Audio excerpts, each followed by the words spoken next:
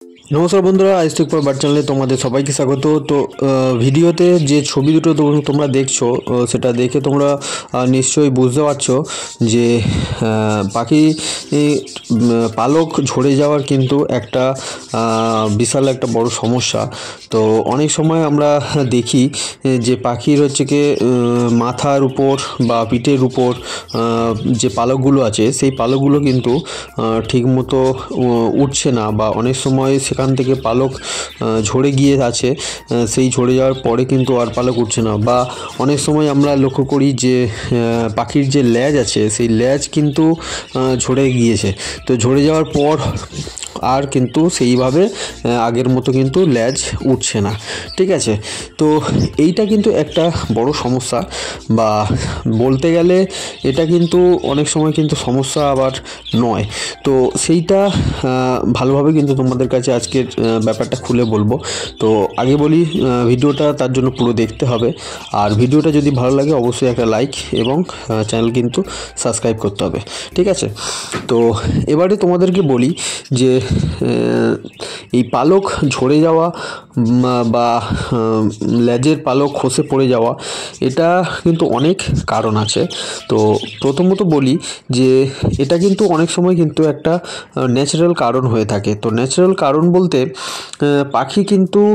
পাখির একটা মোল্টিংয়ের একটা ব্যাপার থাকে, যে মোল্টিং মানে হচ্ছে কি পুরনো পালক ঝরে গিয়ে নতুন পালক ওঠা।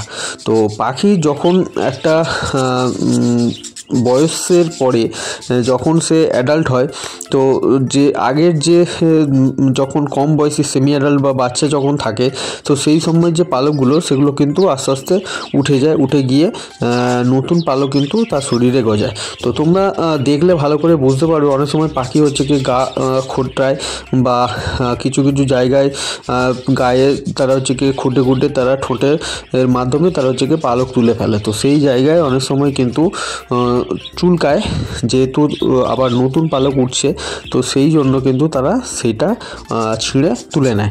তো সেই জায়গায় আবার কিন্তু নতুন পালক জন্মে যায়। তো সেরকম লেজের পালকও ঠিক সেই রকম। ঠিক আছে, তো হিসাব মতো একটা এক্সাম্পল হিসেবে যদি বলি, আমাদের মানুষের যেমন ছোটোবেলায় হচ্ছে কি দাঁত পড়ে গিয়ে আবার নতুন করে দাঁত ওঠে, ঠিক সেই রকম।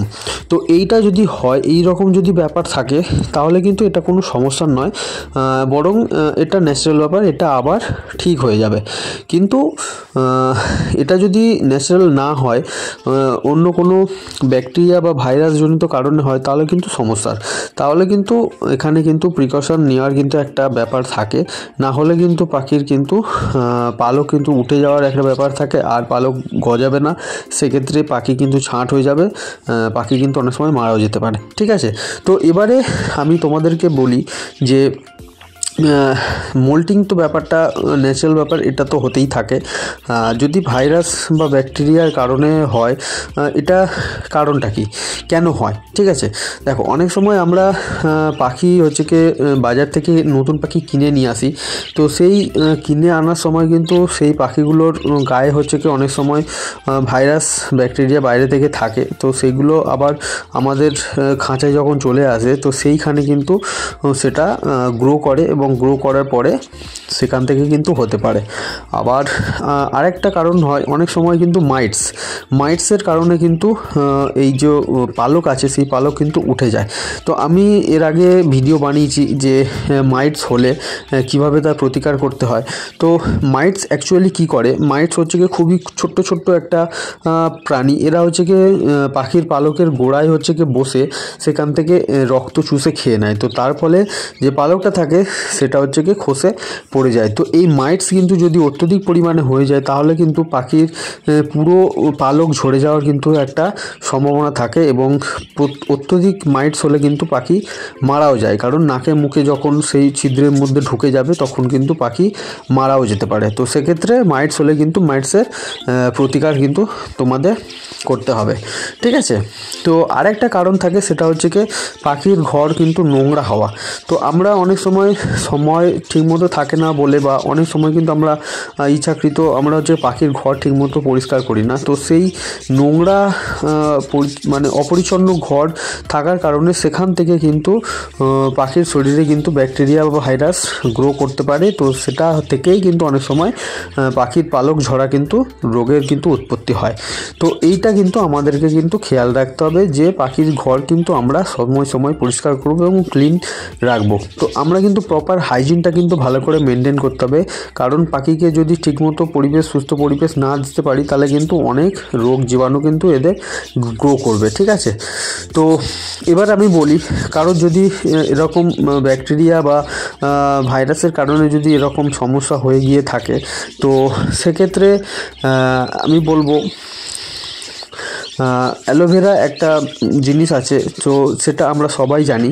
তো সেই অ্যালোভেরা হচ্ছে কি জলের মধ্যে ভালো করে মিশিয়ে সেইটা লিকুইড বানিয়ে তো সেটা হচ্ছে কি পাখির গায়ে ভালো করে ঘষে দেওয়ার যে স্থানে হয়েছে সেই স্থানে বা স্প্রের মাধ্যমে কিন্তু পাখির পালকগুলোকে ভালো করে ভিজিয়ে দেওয়া। তো সেক্ষেত্রে কিন্তু অনেক সময় সমস্যাটা কিন্তু সমাধান হয়ে যায়। ঠিক আছে, এছাড়া যদি আমরা সেটাতে না আসতে পারি তো ভালো করে ঘরটা ভালো করে ক্লিন করতে হবে, পরিষ্কার রাখতে হবে এবং দেখতে হবে যে এদের হচ্ছে কি খাবার দাবার ঠিকঠাক আছে কি না। তো ন্যাচারালভাবে মল্টিংয়ের কারণে যদি এদের পালক উঠে যায় তো সেক্ষেত্রে কিন্তু আমাদের ভিটামিন মিনারেলস ঠিকমতো খাবার পুষ্টিযুক্ত খাবার কিন্তু এদের এই সময় কিন্তু প্রদান করতে হবে, না হলে কিন্তু এদের নতুন করে পালক উঠতে কিন্তু অসুবিধা হবে, দেরি হবে। ঠিক আছে, তো এই হচ্ছে ব্যাপার। আর সবথেকে বড় ব্যাপার আমাদের কিন্তু মানে পরিষ্কারভাবে পরিচ্ছন্নভাবে কিন্তু পাখির খাঁচাগুলোকে রাখতে হবে। তো এই হচ্ছে ব্যাপার, তোমরা ব্যাপারটা ভালোভাবে বুঝতে পারলে।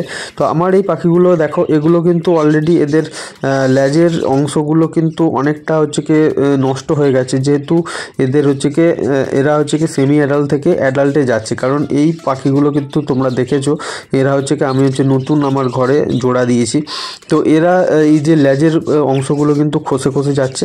ঠিক আছে, তো আবার এখান থেকে কিন্তু নতুন পালক কিন্তু এদের গজিয়ে যাবে।